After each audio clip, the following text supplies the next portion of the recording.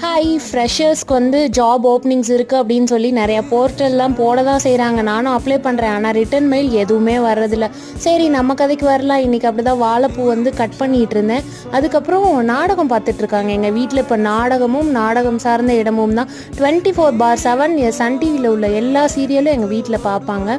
சரி, இன்றைக்கி வந்து மோர் குழம்பும் வாழைப்பூ வடையும் எங்கள் அம்மா கீரை தனியாக செஞ்சு வச்சுட்டாங்க. எனக்கு மோர் குழம்பு எப்படி செய்கிறதுன்னு தெரியாது. அவங்க இன்ஸ்ட்ரக்ஷன் பண்ண வந்து நான் மோர் குழம்பு செஞ்சேன். உங்களுக்கு இது எல்லாத்தோட ரெசிபி வேணும்னா ரெசிபின்னு சொல்லுங்கள், நான் கமெண்ட்டில் ஷேர் பண்ணி விட்றேன் உங்கள் எல்லாருக்கும்.